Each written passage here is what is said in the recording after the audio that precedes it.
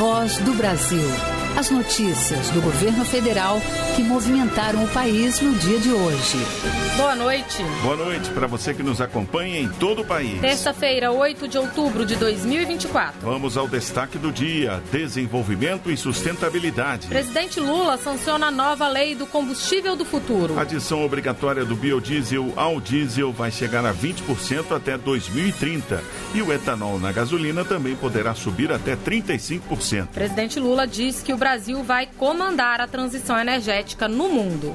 O Brasil é o país que vai fazer a maior revolução energética do planeta Terra e não tem ninguém para competir com o Brasil.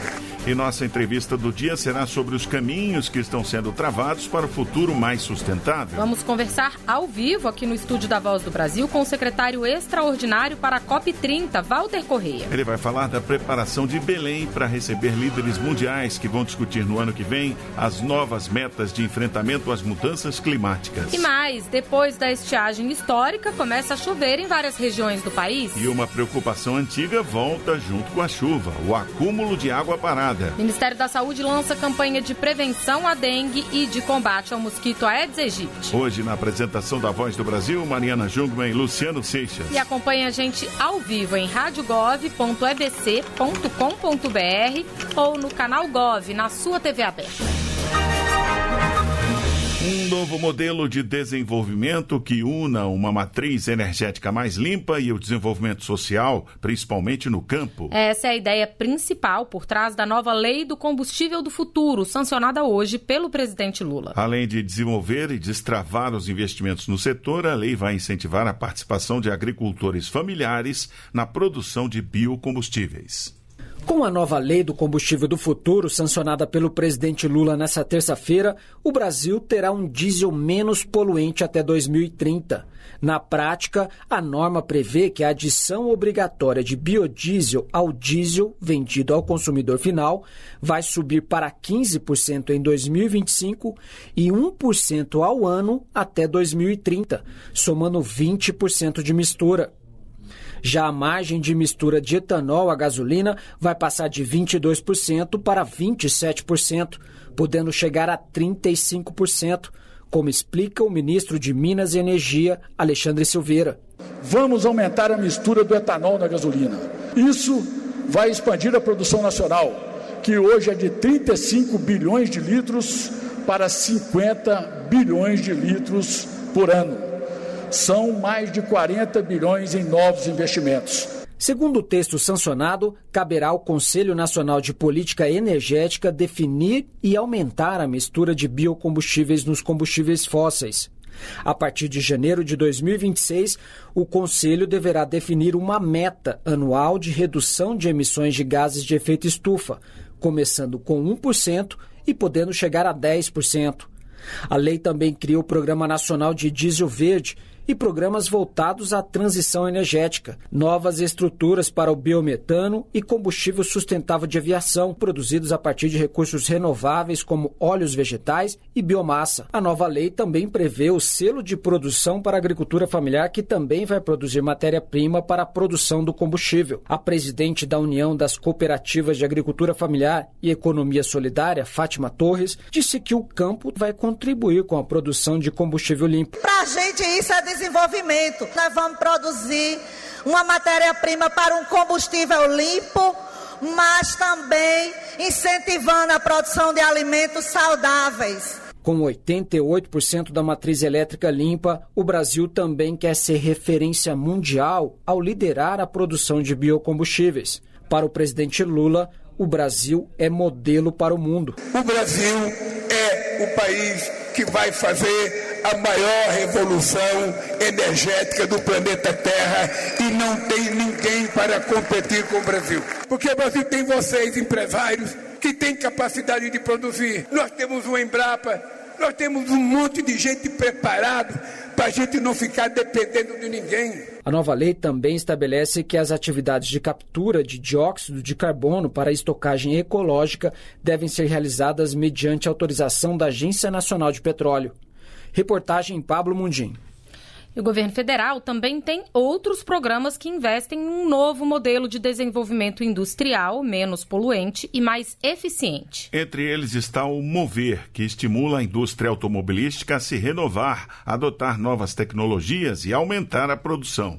Entre as agendas do presidente Lula de hoje, esteve um encontro com o presidente da Associação Nacional dos Fabricantes de Veículos Automotores, a Anfávia. A Luana Karen está no Palácio do Planalto e acompanhou. Vamos conversar com ela ao vivo. Boa noite, Luana. Boa noite, Luciano, Mariana, e boa noite aos ouvintes da Voz do Brasil. Nos últimos meses, 60 mil novos empregos formais foram gerados no setor automobilístico. Os investimentos recentes do setor no país superam os 130 bilhões de reais. As vendas no mercado interno subiram 14,5% e a produção de veículos aumentou, fazendo com que o país retomasse o cenário pré-pandemia. O balanço foi apresentado pelo presidente da Anfávia, a Associação Nacional dos Fabricantes de Automotores, Márcio de Lima Leite, ao presidente Lula. É um crescimento bastante expressivo e estamos voltando ao número que havia no cenário pré-pandemia. Neste trimestre nós tivemos um crescimento ainda maior, superior a 20% na produção. Apesar de ser um ano duro para as nossas exportações, neste trimestre nós crescemos 40% as exportações. Então são notícias boas que estão acontecendo no nosso setor para que a gente tenha cada vez mais competitividade, geração de empregos e novos investimentos no país. Outra novidade é que em 2025 estará de volta o Salão do Automóvel em São Paulo, voltado para a venda de veículos e produtos ligados ao setor automotivo, com a expectativa de atrair mais de 1 milhão de pessoas. Mariana e Luciano. Obrigada, Luana Karen, pelas informações ao vivo.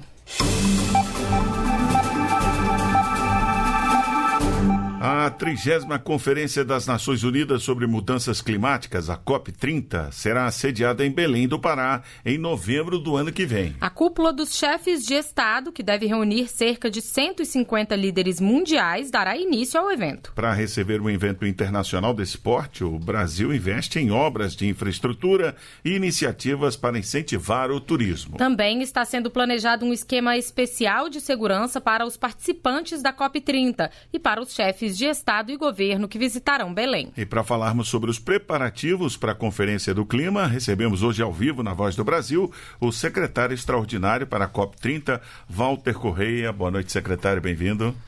Boa noite, Luciano, boa noite, Mariana, boa noite a todos que estão nos ouvindo aqui hoje pela Voz do Brasil. É um prazer estar aqui para falar um pouquinho sobre infraestrutura para receber esse grande evento, esse evento tão importante em Belém. Então vamos lá, vamos começar falando de infraestrutura, né? O investimento do governo federal por meio do novo PAC vai chegar a quase 5 bilhões de reais para essa área. Quais são os tipos de obras que estão sendo executadas? Na verdade são investimentos feitos pela Itaipu, pelo BNDES, né, pelo governo do estado e governo municipal. São vários tipos de frente de atuação, porque eu costumo dizer que esse, como é o maior evento da ONU hoje no mundo, então não seria qualquer cidade no Brasil que conseguiria receber essa conferência sem ter que fazer grandes investimentos em infraestrutura. E Belém não é diferente.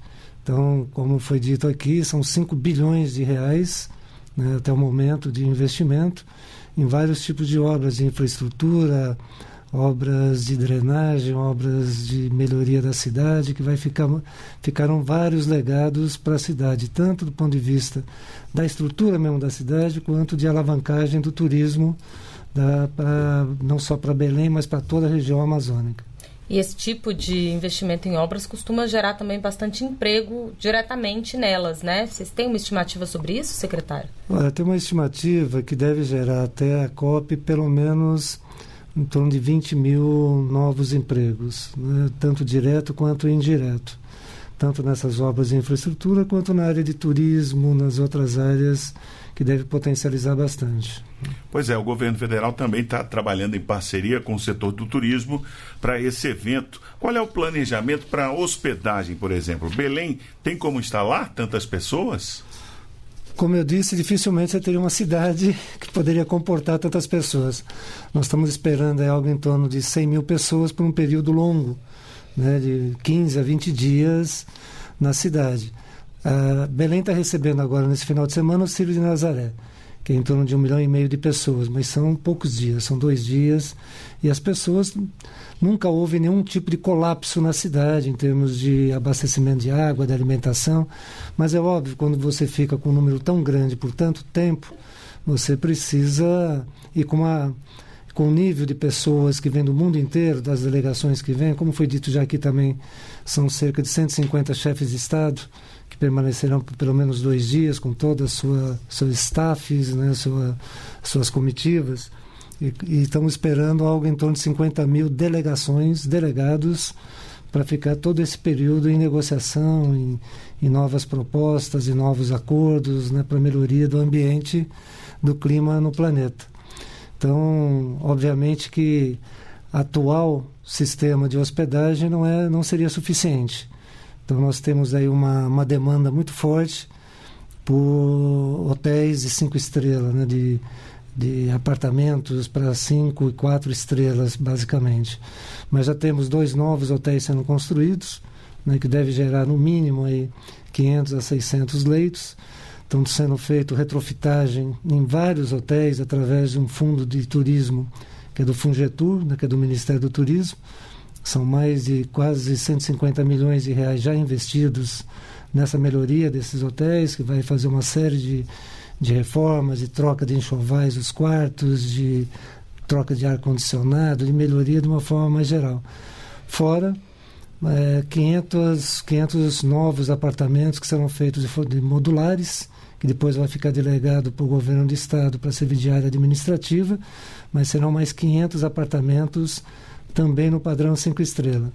E 2 navios cruzeiro que nós estamos já planejados já para trazê-los, estamos finalizando agora o processo de licitação da dragagem do rio, que vai permitir 2 grandes navios que deve trazer em torno de 4.000 a 4.500 até 5.000 novos leitos, dependendo do porte do navio que vai ser selecionado para entrar.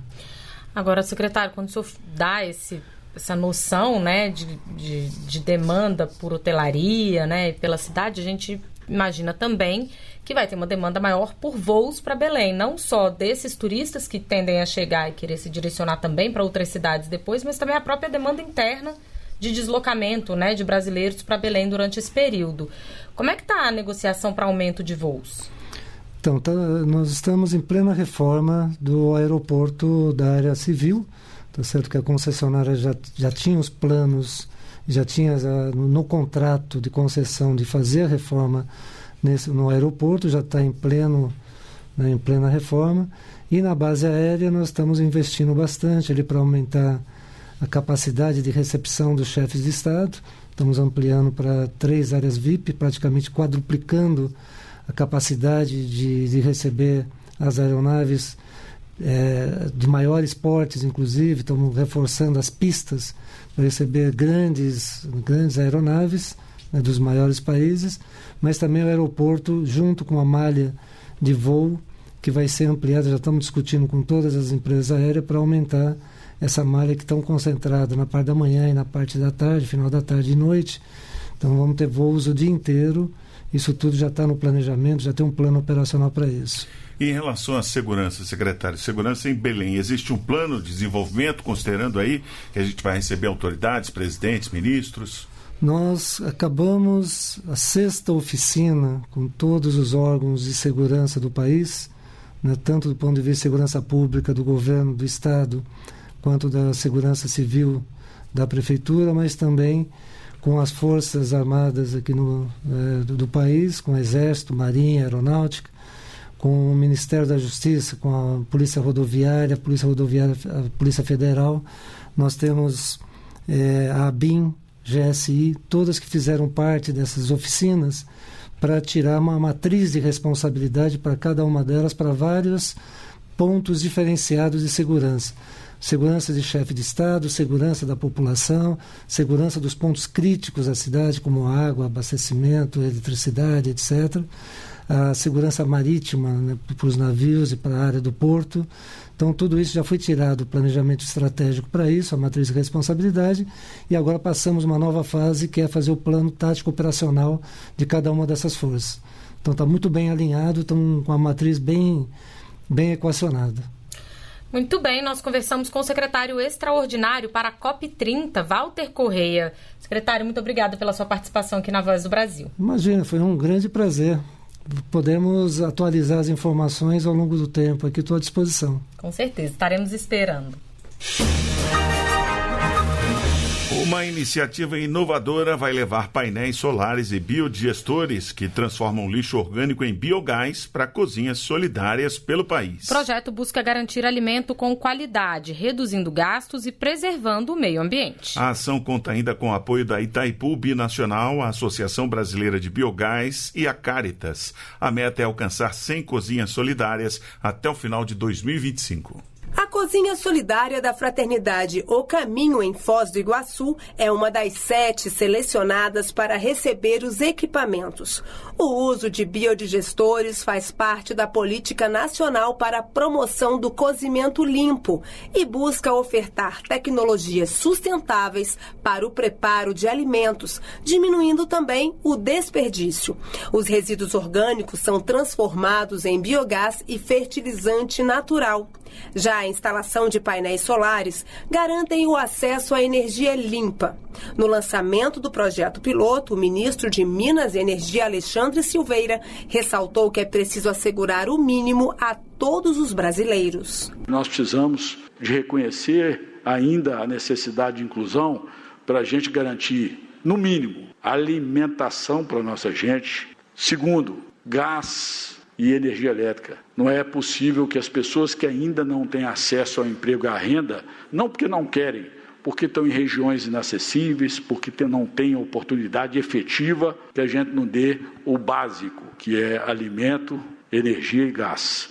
Já a ministra das Mulheres, Cida Gonçalves, falou sobre o papel econômico e social das mais de 2.000 cozinhas solidárias pelo país. Nós precisamos pensar nesse espaço como um espaço fundamental e importante, mas também como um grande espaço de enfrentamento à exclusão social. Esse pode ser o espaço que a gente construa as nossas lideranças, as lideranças comunitárias, as lideranças que estão lá na comunidade, conversando sobre direitos, sobre respeito, trabalhando sobre dignidade, sobre solidariedade, sobre conquista. Para o ministro do Desenvolvimento Social, Wellington Dias, o papel das cozinhas é fundamental, porque o alimento chega a quem mais precisa. Nós cruzamos dados com o Ministério da Saúde, onde tem desnutrição, e a partir daí a gente faz a opção pela presença de cozinhas solidárias.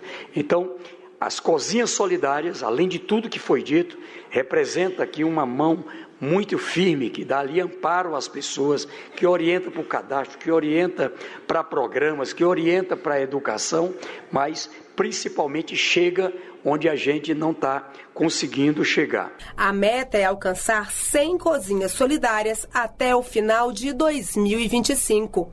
Reportagem Carolina Monteiro.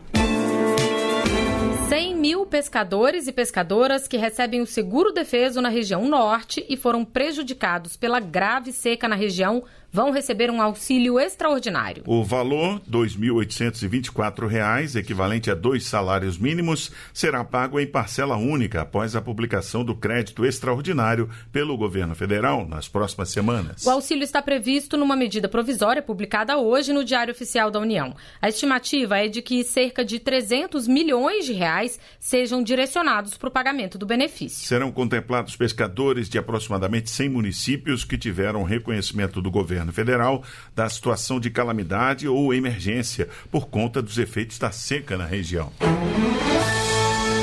Com previsão de chuva a partir de novembro e a chegada do verão em dezembro, as temperaturas aumentam, assim como o acúmulo de água parada. O cenário é propício para a reprodução do mosquito Aedes aegypti e a proliferação de doenças como dengue, zika e chikungunya. Para conscientizar a população a fazer sua parte para a redução dos casos das doenças, o governo lançou hoje uma campanha nacional.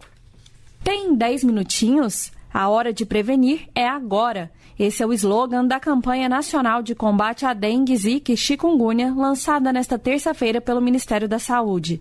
A ação é para alertar a população sobre a importância de eliminar os criadouros do mosquito Aedes aegypti, em preparação para o próximo período de chuvas, além de fornecer informações sobre diagnóstico precoce, cuidados médicos e riscos da automedicação. Até 1º de outubro, o Brasil registrou mais de 6.500.000 casos prováveis de dengue. O número é 4 vezes maior do que o registrado no ano passado. Para fazer frente ao avanço da doença, o Ministério da Saúde já investiu mais de 2 bilhões e 500 milhões de reais este ano. O recurso foi utilizado por estados e municípios, além do Distrito Federal, para reforçar ações de vigilância e melhorar o atendimento médico à população. Em relação à zika e chikungunya, foram contabilizados quase 265 mil casos prováveis até esse mês de outubro. Natália Kozlik para a Voz do Brasil. Inscritos da primeira etapa do Revalida, exame de revalidação de diplomas médicos expedidos no exterior, podem recorrer do resultado provisório da prova discursiva. O prazo se encerra às 23 horas e 59 minutos de hoje e os interessados devem realizar o procedimento diretamente no sistema Revalida, no site revalida.inep.gov.br. Quase 13 mil pessoas realizaram as provas da primeira etapa do Revalida 2024-2025, no dia 25 de agosto. O resultado final será divulgado em 25 de outubro. Hoje, mais um voo com brasileiros e familiares repatriados do Líbano chegou ao Brasil. No total, 456 pessoas e 6 animais domésticos já foram resgatados da zona de conflito na Operação Raízes do Cedro. Ao chegarem, recebem assistência do Ministério do Desenvolvimento e Assistência Social, Família e Combate à Fome. É o que explica o ministro da pasta, Wellington Dias. No momento em que tem aqui o pouso da aeronave, a equipe ali está presente e cuida do ponto de vista social. Cuida integrado com a área de saúde, Ministério da Justiça, parte de documentação, Ministério de Relações Exteriores, com as mais diferentes áreas. E aqui também trabalha as condições dessa internalização dentro do Brasil. A Força Nacional do Sistema Único de Saúde e o Ministério da Justiça e Segurança Pública também atuam no acolhimento. O terceiro voo para resgatar brasileiros decolou de São Paulo nesta terça-feira, 8 de outubro, rumo a Beirute, capital do Líbano. O objetivo do governo brasileiro é repatriar cerca de 500 pessoas por semana, com prioridade de embarque para idosos, mulheres, crianças e pessoas com necessidades médicas. Candidatos que estão concorrendo no concurso público nacional unificado já podem acessar as notas das provas objetivas e preliminares da discursiva e da redação. Lorena Pacheco tem as informações. As notas finais das provas objetivas e as notas preliminares das discursivas e da redação do concurso público nacional unificado já podem ser consultadas pelos candidatos no site cpnu.sesgranrio.org.br/login. Os resultados são dos blocos 1, 2, 3, 4, 5, 6 e 7 de nível superior e 8 de nível médio. A divulgação do bloco 4 estava suspensa pela Justiça por meio de uma liminar, mas a Advocacia Geral da União obteve decisão favorável do Tribunal Regional Federal da Primeira Região. Os candidatos também terão acesso à imagem da prova discursiva ou redação. Será disponibilizado aos candidatos um extrato do resultado com os detalhes das notas de cada uma das provas. Neste documento vai estar explicada a composição da nota. Lorena Pacheco para a Voz do Brasil. A rede social X, antigo Twitter, vai poder voltar ao ar no Brasil após a empresa pagar as multas pendentes e se adequar à legislação brasileira. O Supremo Tribunal Federal autorizou o retorno da rede. O Ministério das Comunicações informou em nota que a Agência Nacional de Telecomunicações segue à disposição para fazer com que as decisões judiciais sejam cumpridas. Então, logo seja notificada, a agência tomará todas as providências para liberar o acesso à rede social, finaliza a nota. E essas foram as notícias do governo federal. Fique agora com as notícias do Poder Judiciário e do Congresso Nacional. Boa noite. Boa noite para você e até amanhã. A Voz do Brasil. Governo Federal.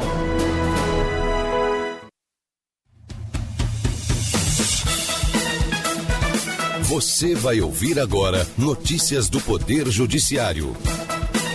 STF autoriza o retorno imediato da rede social X no Brasil. O Ministério Público do Trabalho recebe mais de 700 denúncias de assédio eleitoral. A ausência no pleito do último domingo não impede que o eleitor vote no segundo turno. Boa noite, eu sou Ariana Fonseca. E eu sou Carlos Eduardo Cunha. Supremo Tribunal Federal autoriza o retorno do funcionamento da rede social X no Brasil. A empresa cumpriu todas as condições estipuladas por Alexandre de Moraes, relator de ação no STF. Marcelo Della Libera. A rede social X estava com funcionamento suspenso em todo o território nacional desde o dia 30 de agosto, por conta do reiterado descumprimento de decisões do Supremo Tribunal Federal. Em 27 de setembro, ela comprovou bloqueio de perfis que disseminavam informações falsas e a nomeação de um representante legal. Depois disso, efetivou o pagamento integral dos valores devidos. Nesta terça-feira, a PGR emitiu parecer favorável e o ministro Alexandre de Moraes autorizou o imediato retorno das atividades da X Brasil no país. Ele determinou ainda que a Agência Nacional de Telecomunicações, a Anatel, adote as providências necessárias para a efetivação da medida, comunicando o STF no prazo de 24 horas. Eleitores que não participaram do pleito do último domingo podem votar no segundo turno. A ausência na votação deve ser justificada no prazo de 60 dias. Sofia Dorta. O segundo turno das eleições municipais de 2024 acontece no dia 27 de outubro. E eleitoras e eleitores que não compareceram ao primeiro turno podem votar nesta segunda etapa.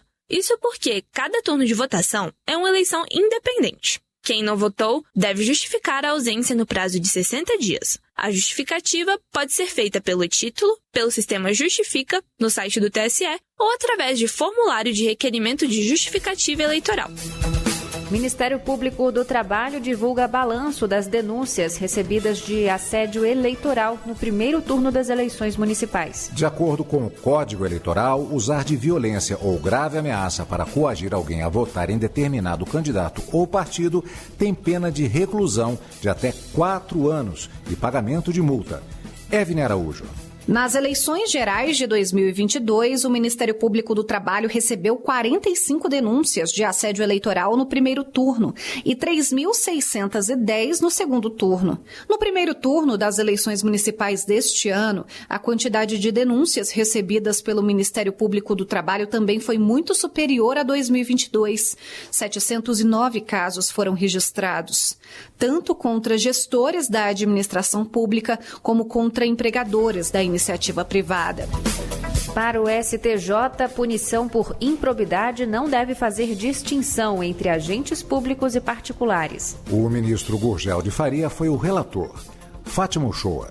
Em um caso de improbidade, o TRF5 aplicou a pena de suspensão dos direitos políticos só aos agentes públicos, enquanto a proibição de contratar com o governo apenas ao réu que era empresário. O Ministério Público Federal interpôs recurso especial e a primeira turma do STJ deu provimento, aplicando as mesmas penalidades a todos, sob o fundamento de que quem não é agente público pode se tornar um no futuro e quem não é empresário pode passar a sê-lo. Assim, um colegiado suspendeu os direitos políticos dos particulares por 5 anos e proibiu os agentes públicos de contratarem com a administração pública pelo mesmo período. Profissionais de farmácia que aplicavam teste de Covid em drogarias têm direito ao adicional de insalubridade. A decisão é da 5ª turma do Tribunal Superior do Trabalho. Larice de Paula. No auge da pandemia, o Ministério Público do Trabalho apresentou uma ação civil pública em Belém, no Pará, contra uma rede de drogarias. Segundo o órgão, em algumas unidades, os farmacêuticos chegavam a fazer 40 testes de Covid-19 por dia e trabalhadoras grávidas também faziam o exame. A empresa foi condenada a pagar o adicional de insalubridade em grau médio, mas recorreu. No Tribunal Superior do Trabalho, a 5ª turma manteve a condenação porque a atividade se enquadra como insalubre pelo Ministério do Trabalho e Emprego. Você acompanha outras notícias do Poder Judiciário em 104,7 FM para o Distrito Federal e em torno. Ou pelo canal 1.3 da TV aberta em Brasília. Ouça também pelo TuneIn de qualquer lugar do mundo. E baixe agora o TV Justiça Mais, disponível na loja de aplicativos do seu celular. Uma boa noite. E até amanhã.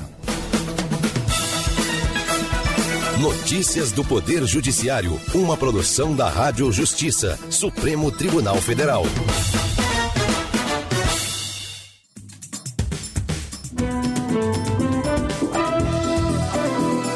Está no ar o Jornal do Senado. Eu sou Ricardo Nacaoca e estes são os destaques de hoje do Jornal do Senado, que começa agora. Senado aprova o nome de Gabriel Galípolo para presidir o Banco Central. Plenário recebe requerimento da CPI das Bets, que vai investigar influenciadores e lavagem de dinheiro. Em encontro com Rodrigo Pacheco, maçonaria promete combate à miséria e às desigualdades regionais. Boa noite. Com 66 votos favoráveis e 5 contra, o Senado aprovou nesta terça-feira a indicação do economista Gabriel Galípolo para ocupar a presidência do Banco Central por 4 anos, a partir de janeiro de 2025. Mais cedo, durante sabatina na Comissão de Assuntos Econômicos, ele afirmou que é um dever legal atuar com independência e perseguir a meta inflacionária definida pelo Conselho Monetário Nacional. Galípolo falou ainda sobre transição climática, autonomia do Banco Central, financiamento agrícola e apostas esportivas. A reportagem é de Alexandre Campos. Atual diretor de política monetária do Banco Central, Gabriel Galípolo, afirmou ainda que a instituição não está alheia às consequências que o aumento da temperatura no planeta pode gerar no sistema financeiro, depois de ser questionado sobre o tema pela senadora Tereza Leitão, do PT de Pernambuco. Ao lembrar que esse cenário pode elevar a pressão inflacionária, ele citou as vantagens do Brasil em relação a outros países. Porque o Brasil tem hoje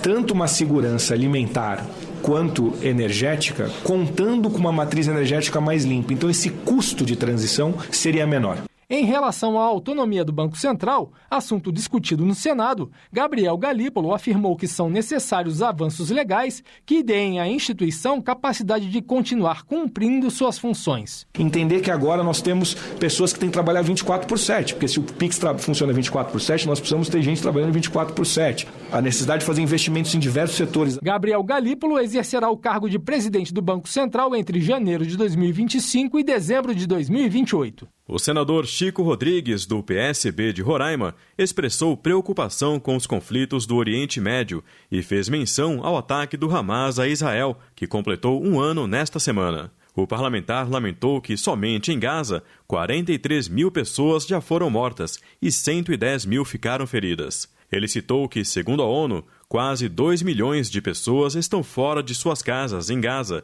e que, mesmo com o cessar-fogo, não teriam para onde voltar. Chico Rodrigues também defendeu que a situação seja conduzida com imparcialidade, com foco na busca da paz e na defesa dos direitos humanos, sem envolver disputas ideológicas ou geopolíticas. O que a região precisa agora, acima de tudo, é de um cessar-fogo imediato e incondicional. A diplomacia deve se concentrar na busca por uma solução pacífica que preserve vidas e respeite a integridade e as necessidades de todas as nações envolvidas, restaurando a estabilidade.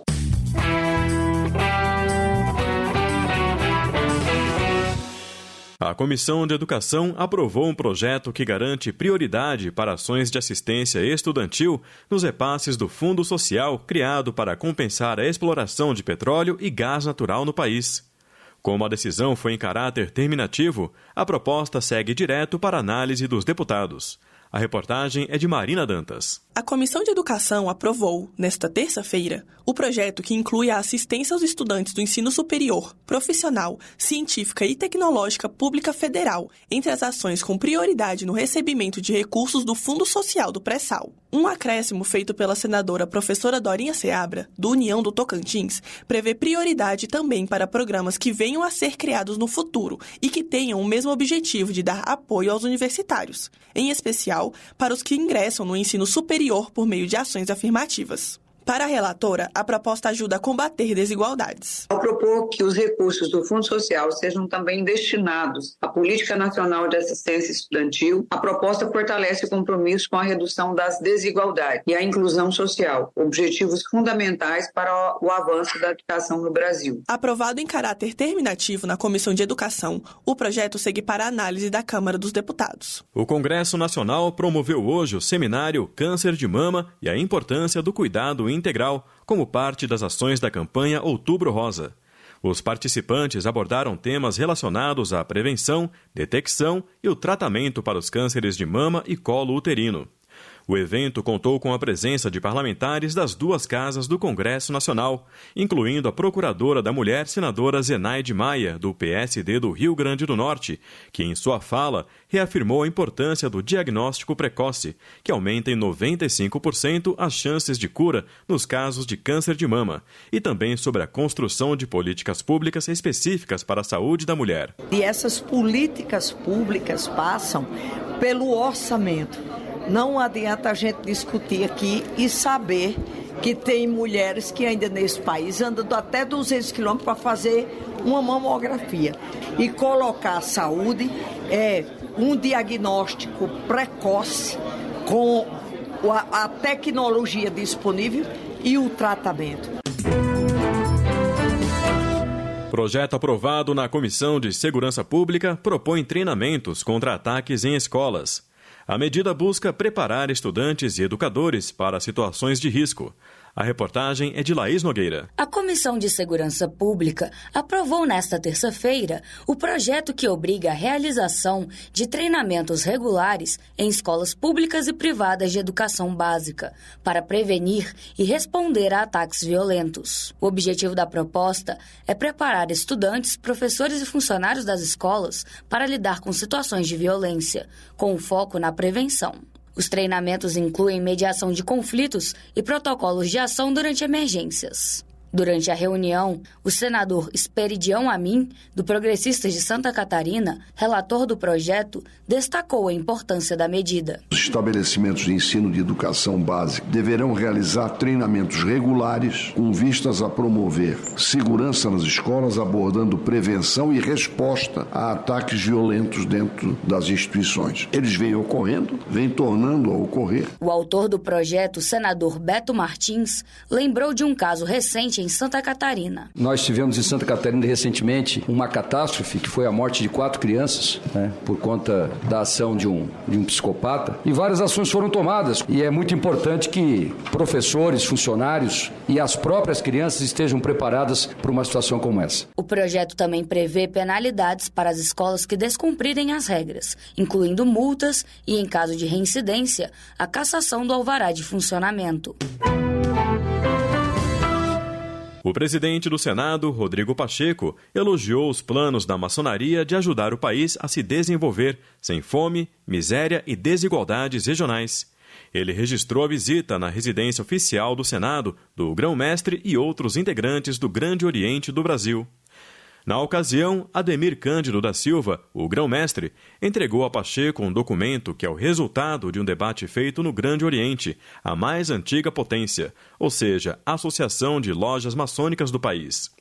Pacheco afirmou que Cândido da Silva informou-lhe que a maçonaria dará prioridade a 10 itens na sua ação, com destaque para o apoio ao desenvolvimento nacional, assim como o combate à pobreza e às desigualdades nacionais. Ficamos felizes que a maçonaria tenha os seus olhos voltados para esse problema nacional e possa, com a sua força institucional, com a sua quantidade de membros, com a sua capilaridade, promover esse desenvolvimento nacional e o combate à miséria, à fome no nosso país. O Grande Oriente do Brasil participou ativamente em momentos e processos cruciais da história brasileira, como a independência, a abolição da escravatura e a proclamação da República.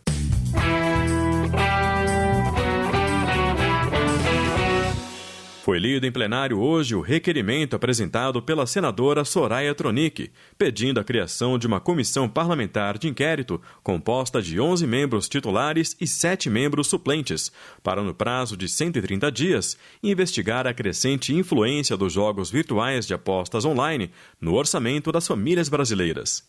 A CPI também pretende analisar a possível associação com organizações criminosas envolvidas em práticas de lavagem de dinheiro, bem como o uso de influenciadores digitais na promoção e divulgação dessas atividades. Agora, os líderes partidários farão as indicações dos senadores que vão participar da CPI das bets.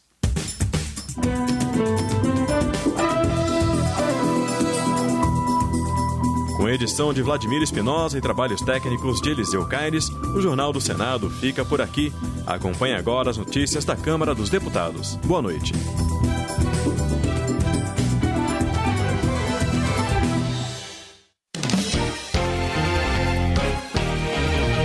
Jornal Câmara dos Deputados.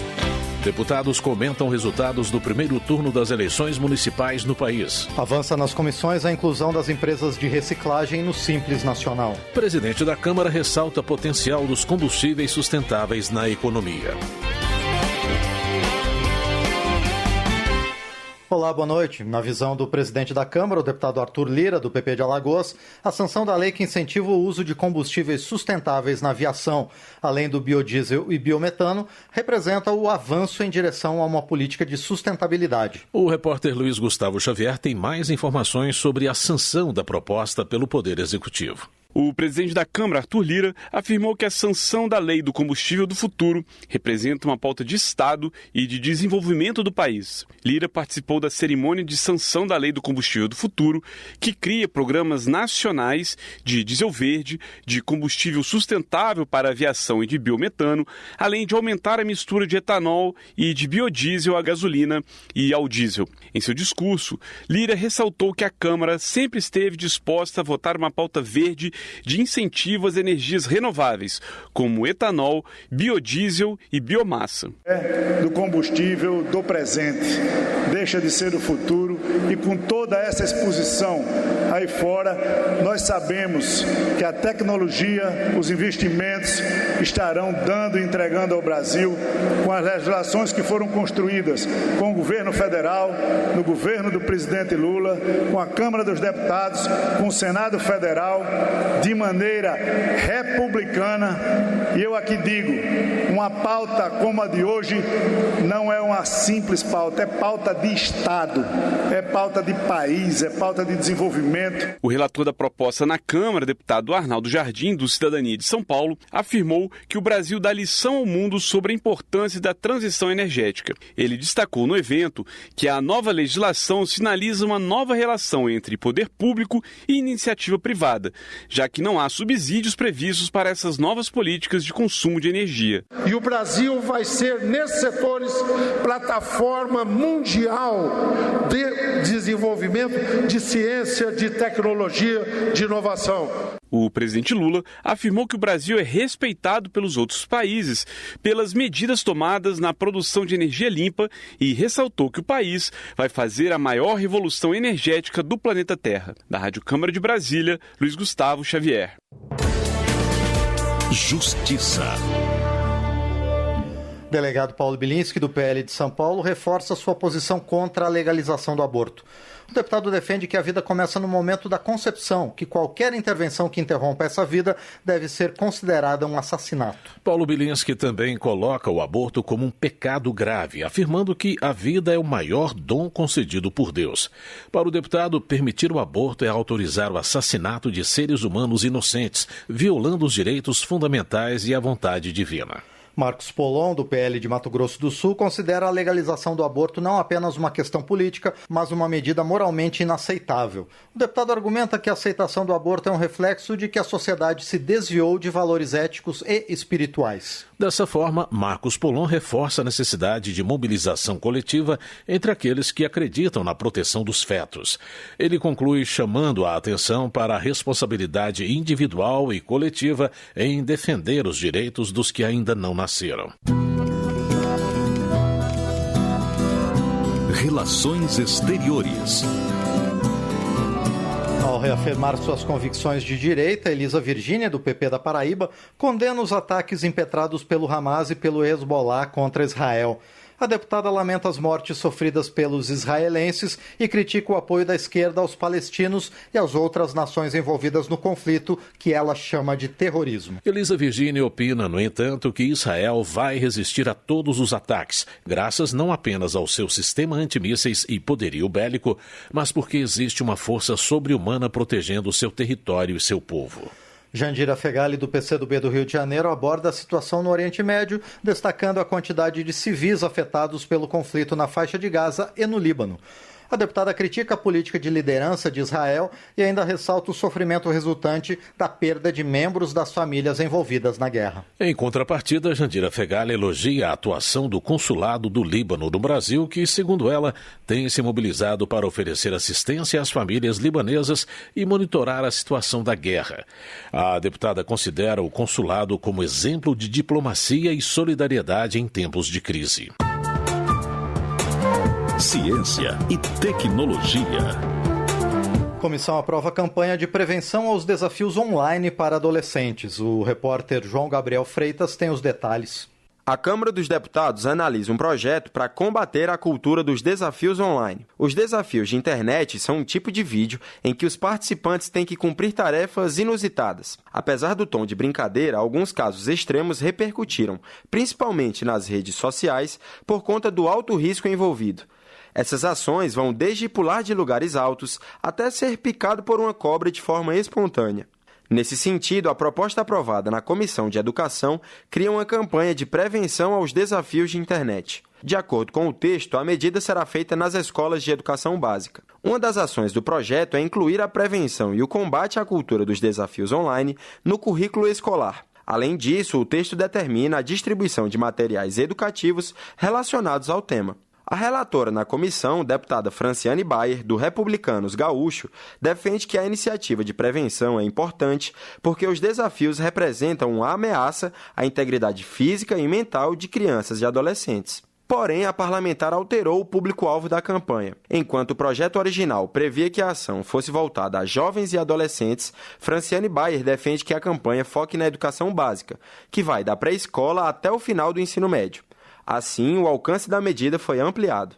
A campanha que se pretende instaurar deverá ser realizada tanto em redes públicas como em escolas privadas, bem como conscientização de pais, responsáveis e professores a respeito da cultura de desafios online. Em seguida, a proposta que cria uma campanha de prevenção aos desafios online será avaliada pela Comissão de Finanças e Tributação. Da Rádio Câmara de Brasília, João Gabriel Freitas. Educação. Tadeu Venere, do PT, critica a decisão do governo do Paraná de transferir a administração de 179 escolas públicas para empresas privadas. O deputado alega que a medida é um modelo de privatização que descaracteriza o papel do Estado na gestão educacional e prioriza o lucro em detrimento da qualidade do ensino.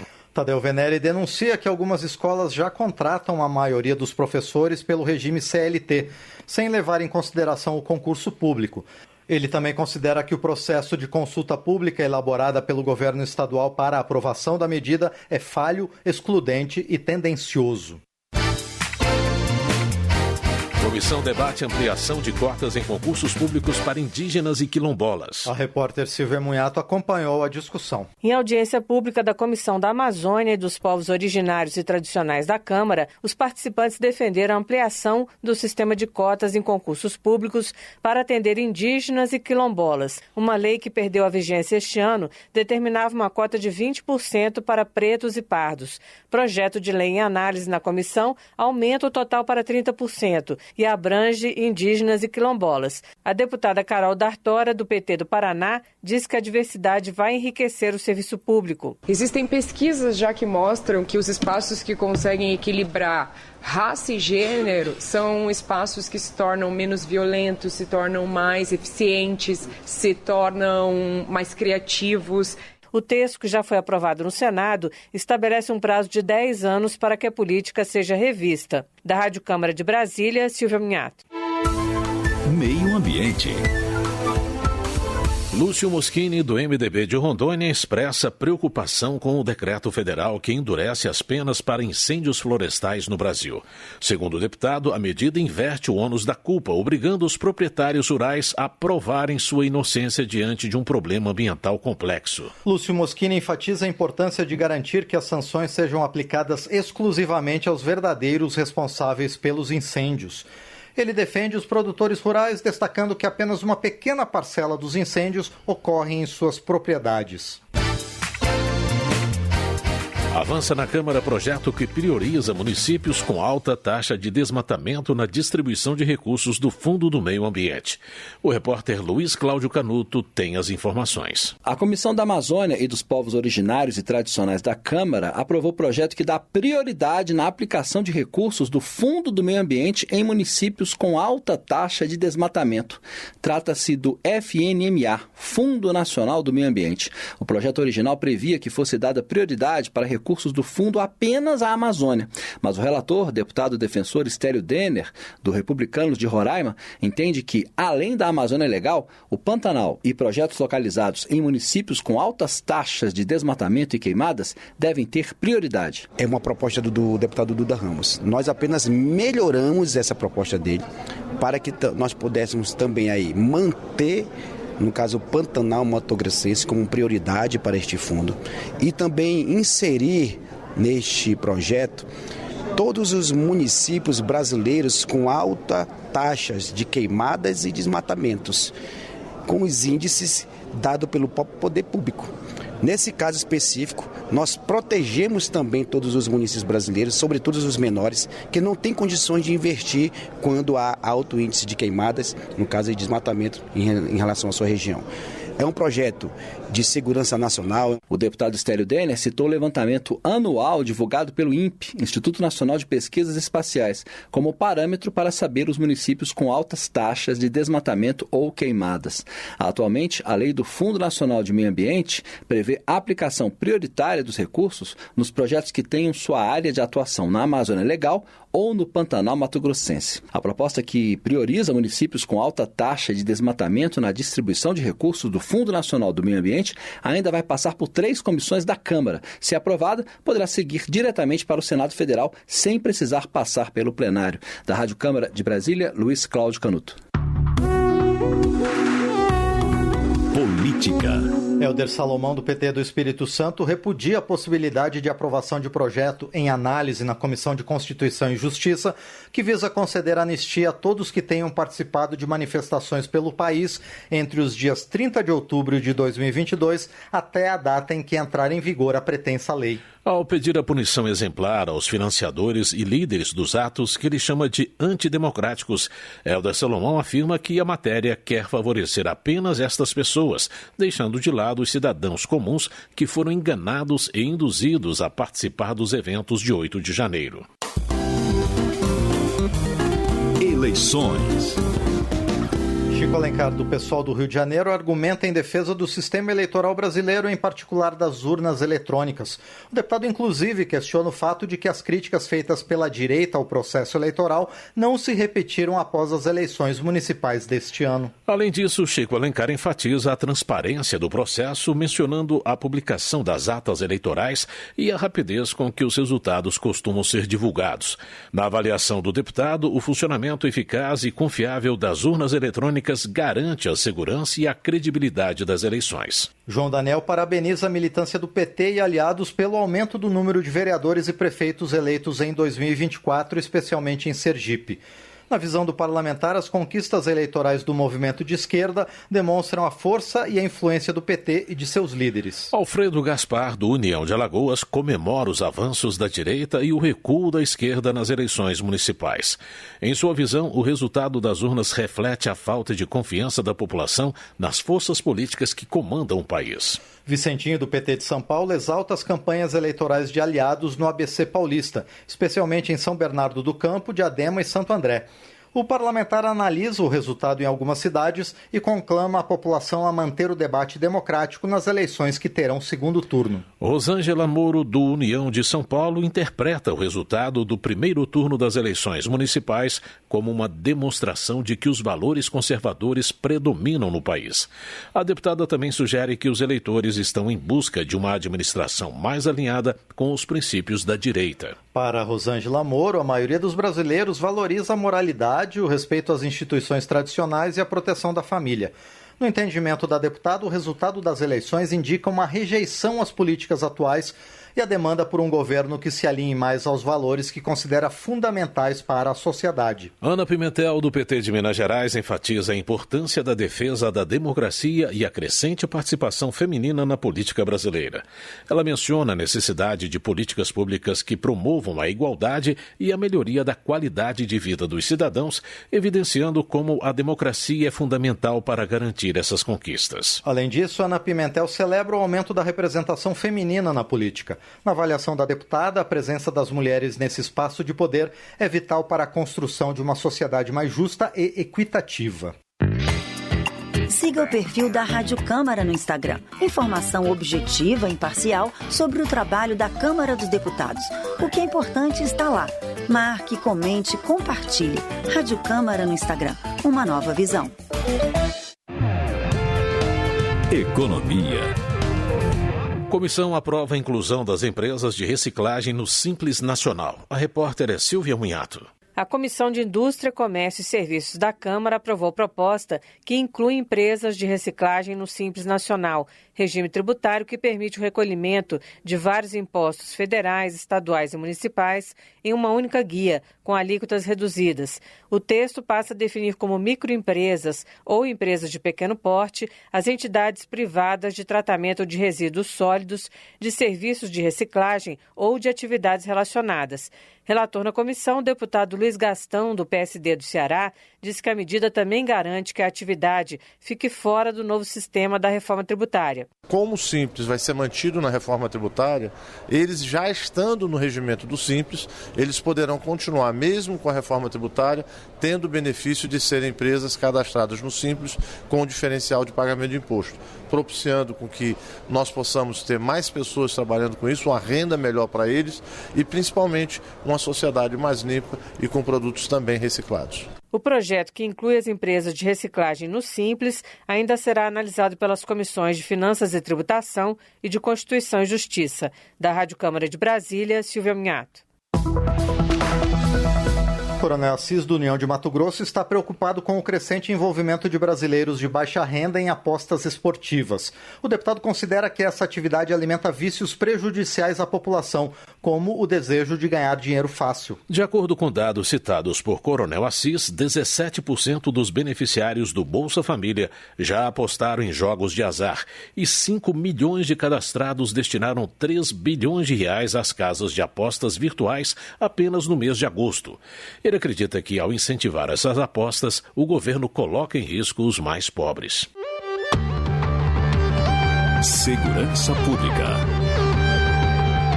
O delegado da Cunha do PP de São Paulo apresentou o projeto para coibir que presos em regime semiaberto e que pratiquem novos delitos possam usufruir do regime de regressão da pena.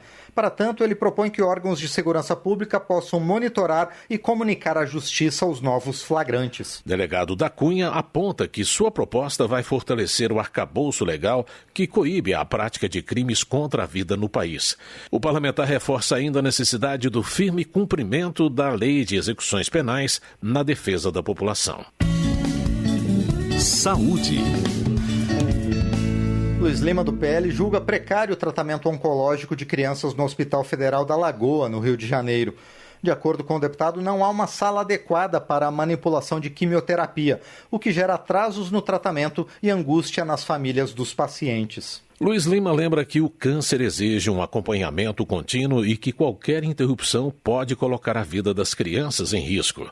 Para ele, a falta de estrutura adequada no tratamento infantil oncológico é inaceitável e os problemas devem ser tratados com urgência. Votação. Na retomada dos trabalhos em plenário após o primeiro turno das eleições municipais, os deputados analisaram pedidos para que alguns projetos avancem com urgência na Câmara. O primeiro projeto previsto e já aprovado trata da renovação do Acordo de Funcionamento no Brasil de um escritório da Organização Mundial de Propriedade Intelectual, OMPI. Também foi incluído na pauta o projeto que cria o Cadastro Nacional de Pedófilos e Predadores Sexuais, para permitir a consulta pública do nome das pessoas condenadas por crimes contra a dignidade sexual.